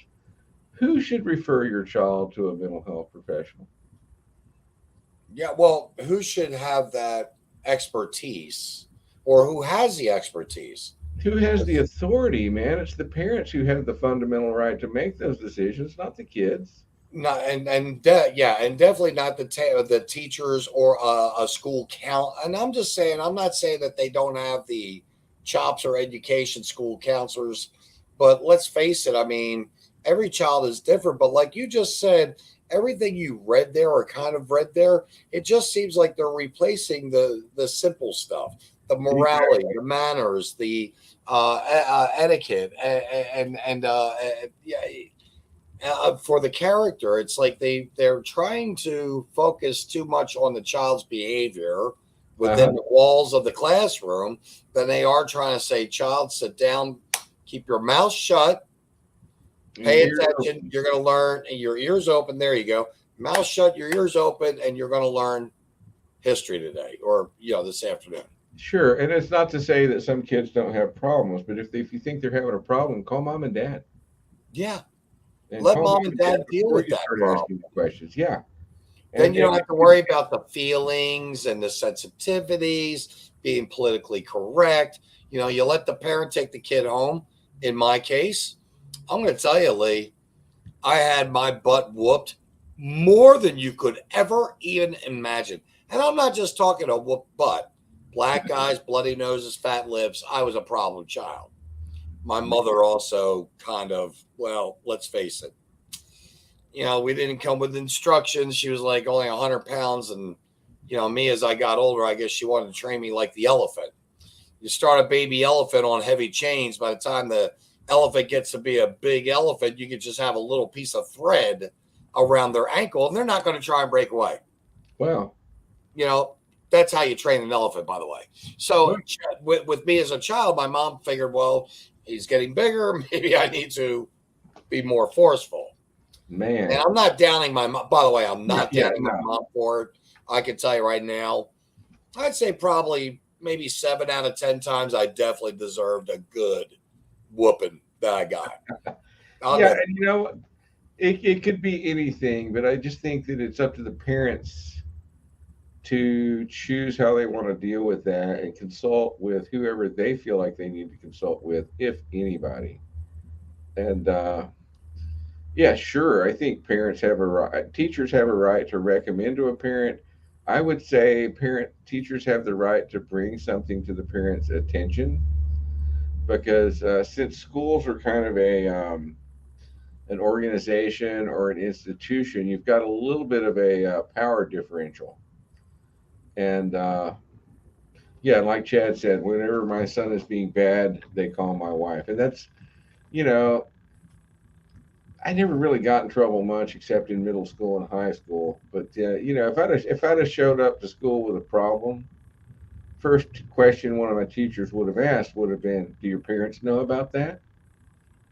And no matter what I said, they would have made sure that my parents knew. And that could be good and that could be bad once you're in high school. But that, to me, that's the right attitude, and I deeply, deeply respect that. So anyway, you've got this self-referral process. You've got grief and trauma-informed practices, policies, and procedures, school-wide positive behavioral support, and mental health practices, including suicide and bullying prevention and interventions, and behavior regulation and co-regulation practices. So now you're going to teach kids ways to regulate their emotions.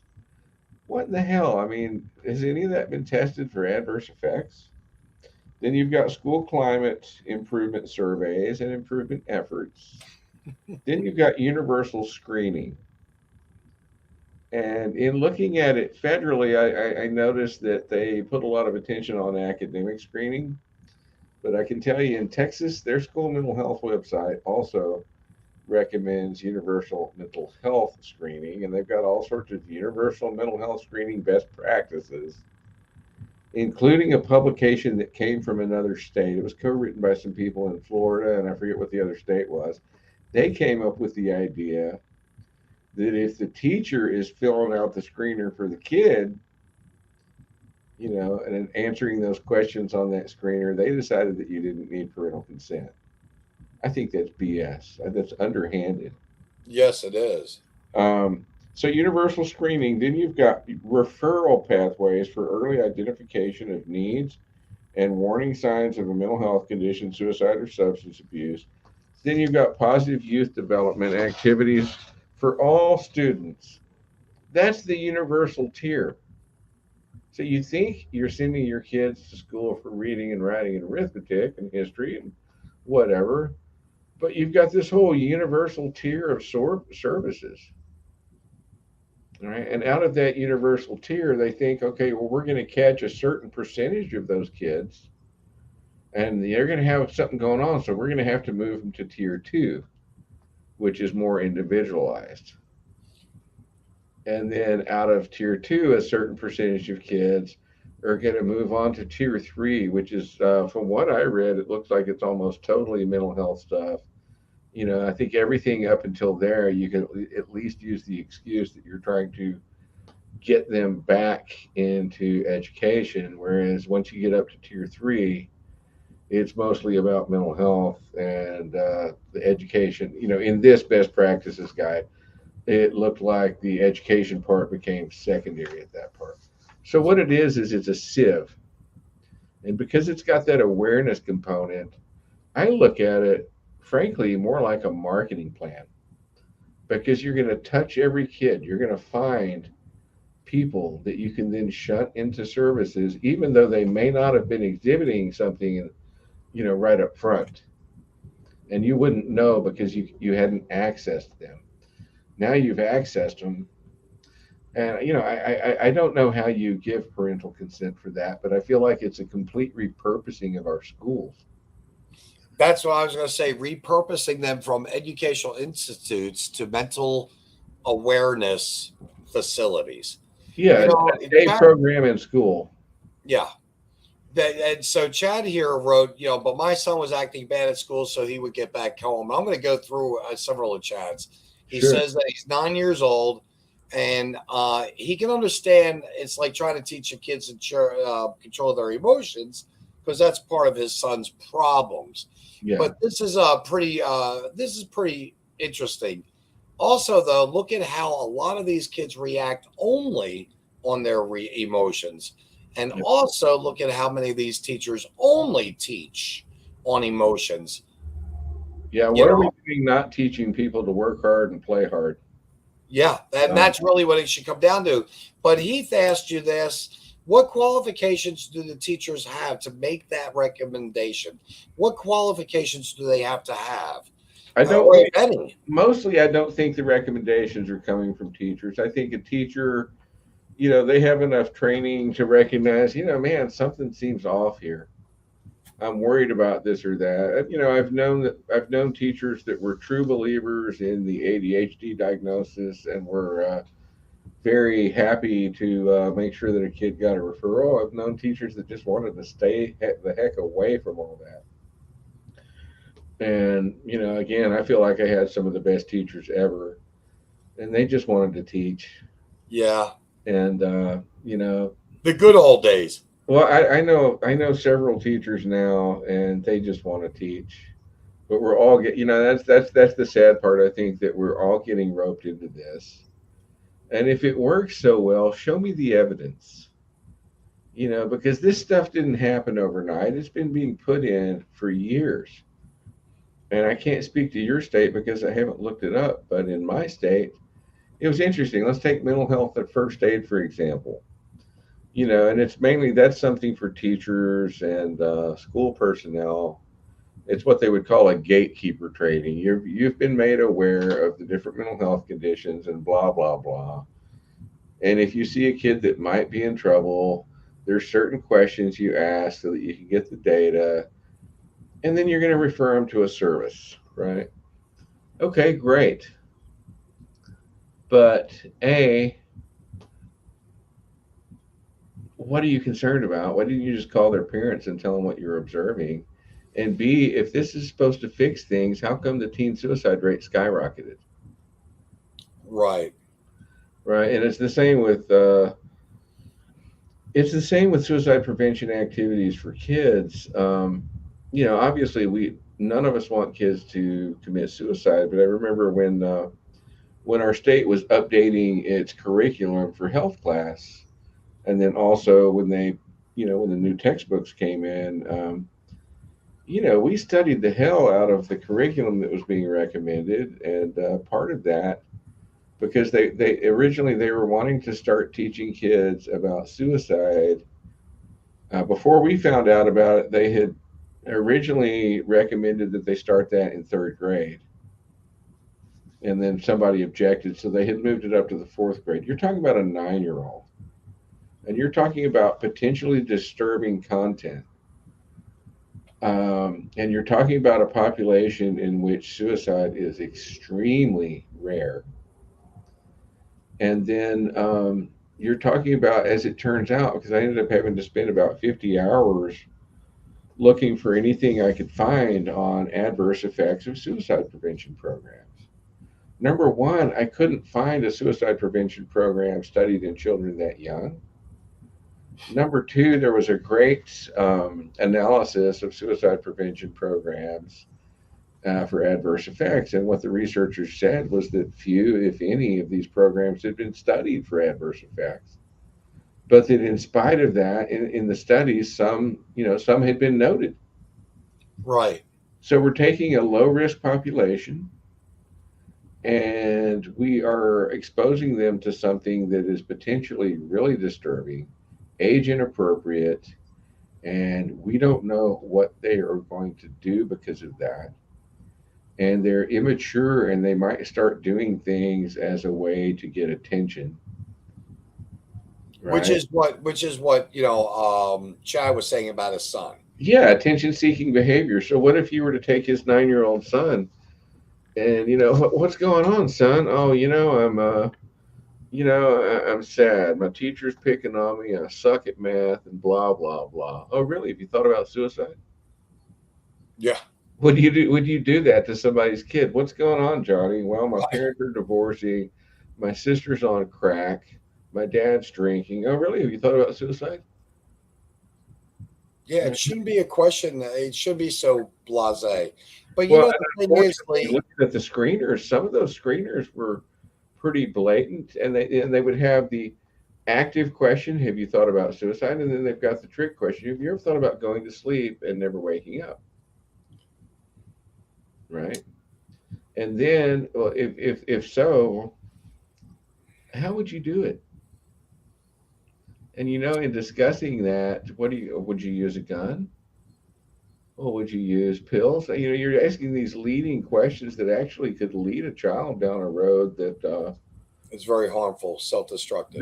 that's my concern, and the fact that that this is a very low risk population. I'm not saying it doesn't happen; it does, but it's rare in that age group, right? And should parents and everybody else be vigilant? Of course they should. But they should also be vigilant about what kids are being exposed to.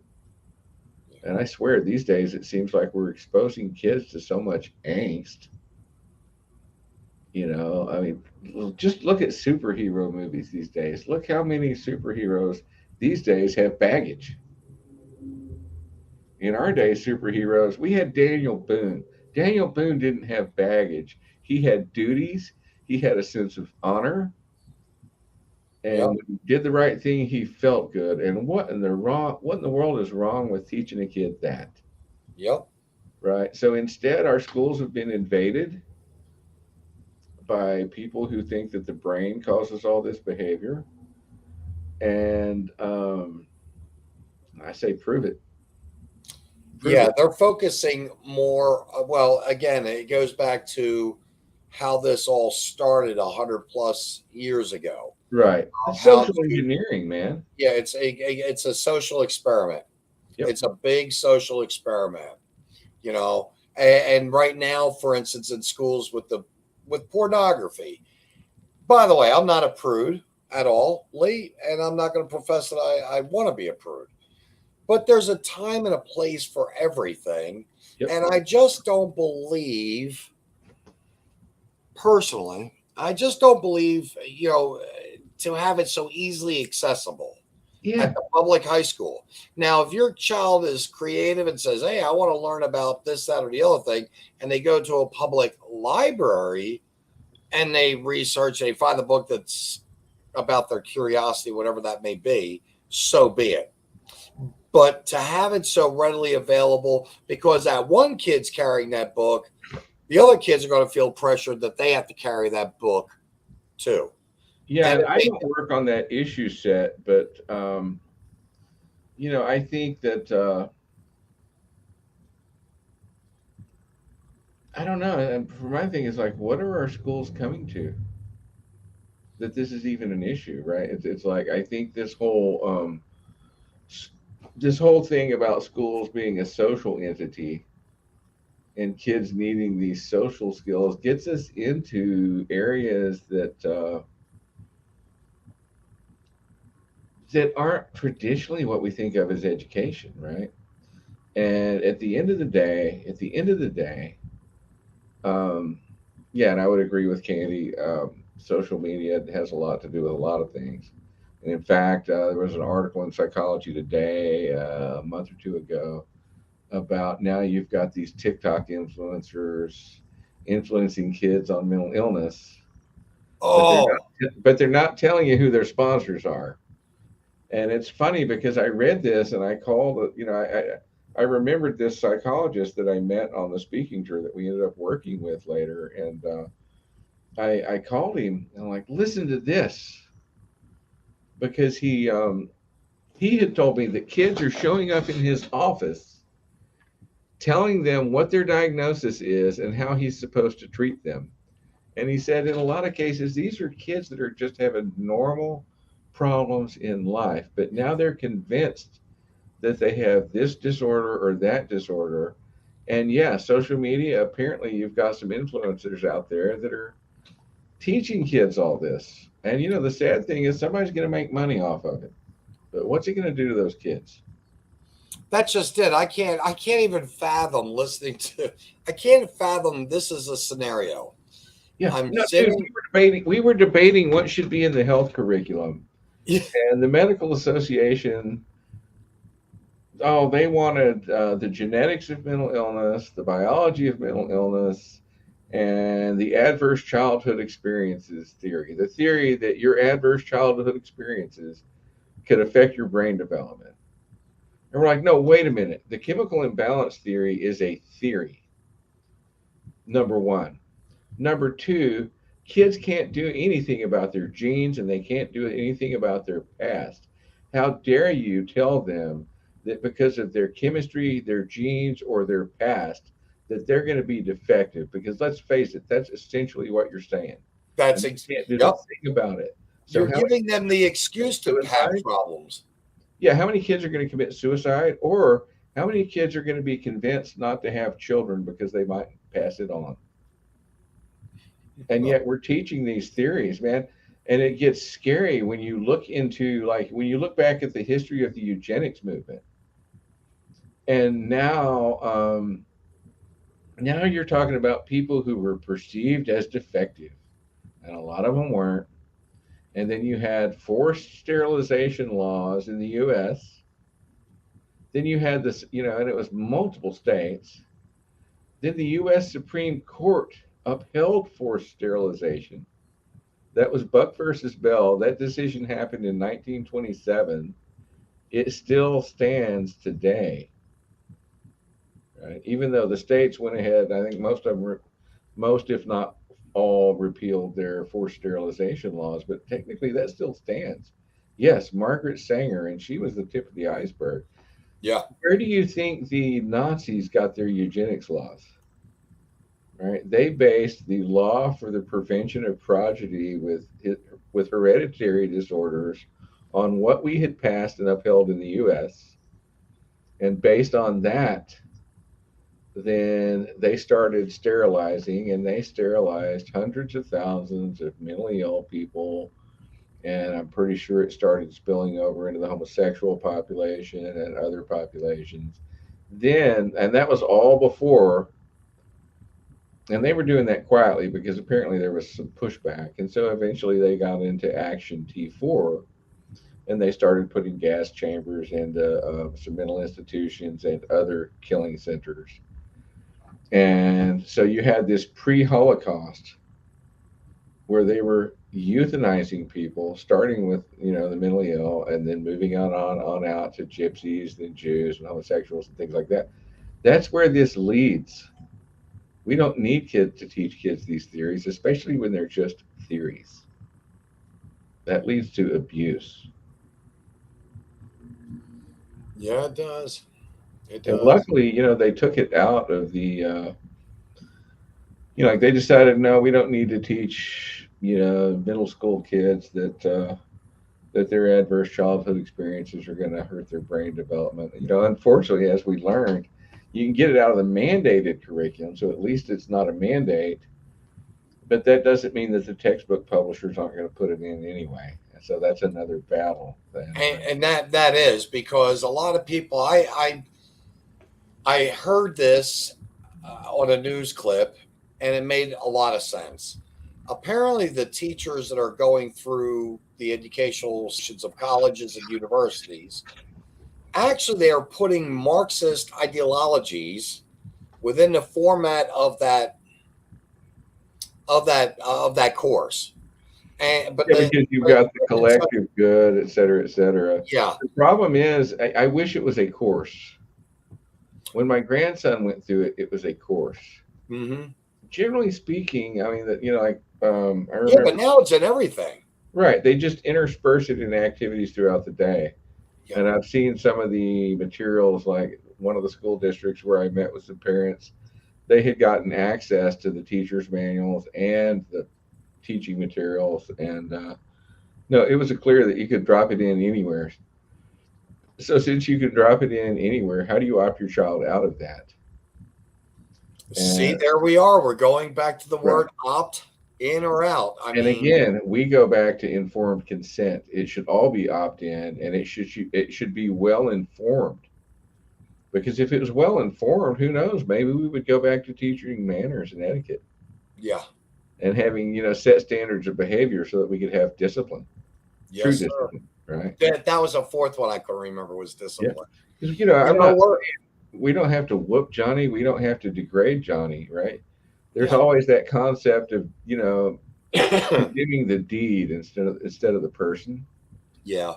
And there's really nothing wrong with that, man. If you're a kid, you're going to screw up. And if you're an adult, you're probably going to screw up. And if nobody gave you any second chances or a way to redeem yourself, you would already be ostracized. Yeah. Right. And that's one of the things I've always loved about teachers is that they had many opportunities. Man, they had a lot of opportunities not to like me. I was creative. I could write. I could do all sorts of cool things.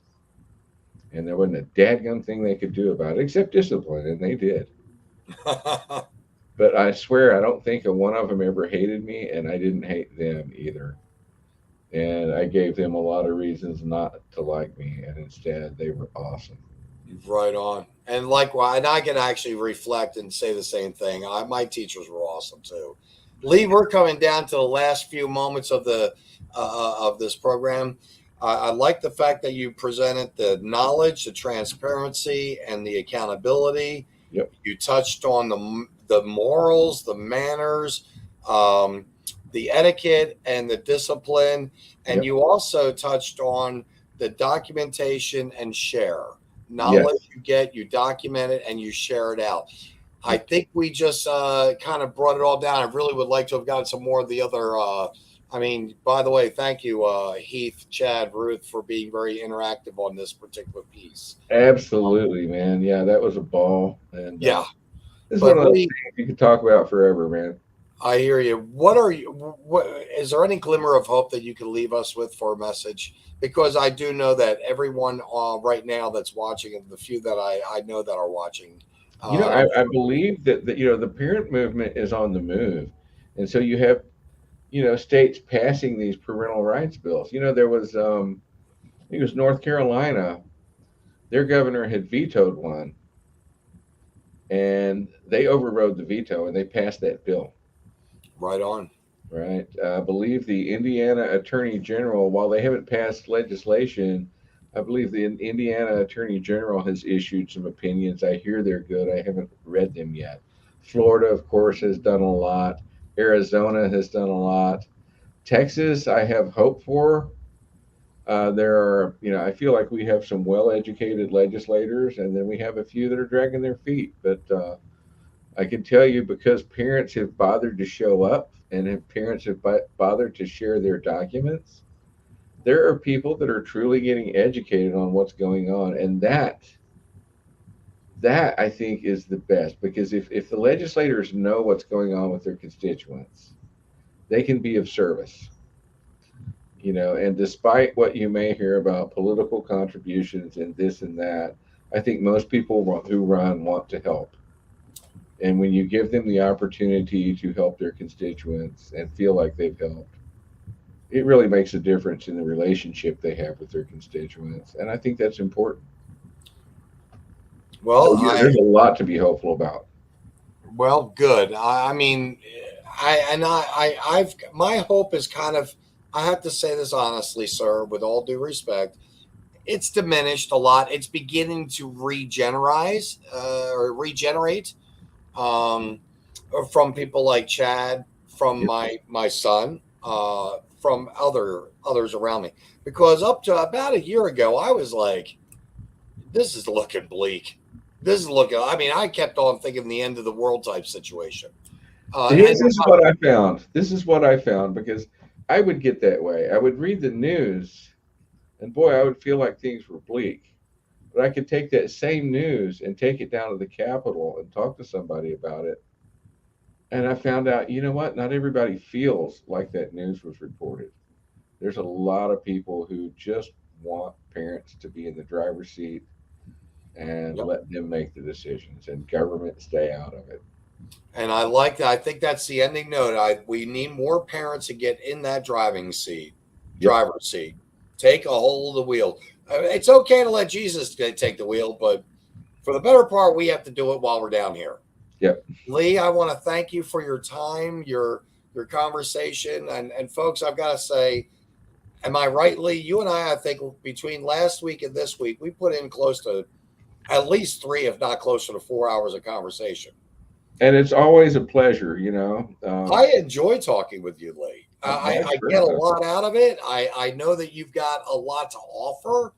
And I guess you're actually feeding that little beast in me, because I remember in 9th grade, I so wanted to become a sociologist. Yep. I'm so glad I didn't. I only had 2 choices. I was going to be a musician or an attorney, and I didn't become an attorney. I did get to play music a little bit, but I stumbled into the human rights thing, and I had no idea. It's like being married to the mob. It's you get into it, you see things you can't unsee, and you just don't ever want to leave. And it has been quite a ride. And I agree with you. I mean, I never thought that I would see what's happening in my little bubble of the world that I live in. 2.5 years ago, reporting nothing but news. And now, not only kind of, being a part of that news, but now being a part of that whole, I don't know any other word to say except that I'm saying the debauchery of our educational system right now. It's just a debauchery. Let me do this. It's sad. I mean, I'm just very sad. Let me do this. Let me write you something. I really want parents to get that 3-legged stool, right? The knowledge, transparency, and accountability. And I really want them to prepare. In other words, learn their rights, document, and share. Those are just the simplicity of it. And you can always, if you don't know where else to share your documents, send them to cchrtexas.org. Or if you want to send them to CCHR International, cchrint.org. And, we want to hear from people. We want to know what they're experiencing, because only by doing that and helping them get their stuff documented do we win. We don't win on philosophy. We win on documented cases. Yes, sir. Lee, thank you very much for your time. I greatly appreciate it. God bless you, sir. And keep up the great work that you do in helping those that are not so fortunate. Man, thank you. And yeah, keep getting the word out, man, because it's important. These are important conversations. Yes, sir, they are. They are. Thank you, Lee. Excellent. Thank you. I'll tell you what, folks, again, I've met some wonderful people, and I do mean wonderful people. I feel like I'm one of the luckiest guys, around right now for this minute, for this moment, for these 2 hours, to expand my knowledge, to be challenged into thinking marketing. I couldn't believe we were just talking about it only moments before, but seriously, to expand, to think, to learn, to grow, and to become better. I guess actually, when I get down to it, I guess the little quote that I started out with, believe it or not, wasn't all that bad, because all the flowers of the tomorrows are in the seeds of today. So hopefully, I'm hoping that Lee and I may have planted some seeds. And thank you for planting some with us, by the way. Chad, Heath, Ruth, thank you very much. Kimberly, because, we all grow and we get better and we get stronger with those that we group ourselves around with that are of like mind. We can't always agree. You've got to be able to disagree. But those of like mind that on just the fundamental basics, and Heath, by the way, you said it very well. I've been saying the same thing. We've got to get back to the fundamental basics of our educational system. And so I hope you enjoyed the program. Voraciously, from the bottom of my heart, I thank you. And I'm going to sign off with, of course, Russell. The song is for all Americans. I just wrote this last night. Well, some say I'm trouble, some say I'm extreme. 'Cause I love this country and the American dream. And I'll let no politician tell me what to do. 'Cause my blood runs red, white, and blue. Yeah, I was raised country with work on my hands. Well, you respect your neighbor and you respect the land. And I'll let no president tell me what to do. 'Cause my blood runs red, white, and blue. Yeah, my blood runs red, white, and blue. Yeah, Daddy taught me right from wrong. When to be humble and when to be strong. And I'll fight for freedom if that's what I must do. 'Cause my blood runs red, white, and blue. Now Papa's passed while I was off to war. And this country's changing, it ain't the same anymore. But I'll fight for freedom, yes, I'll fight for you. 'Cause my blood runs red, white, and blue.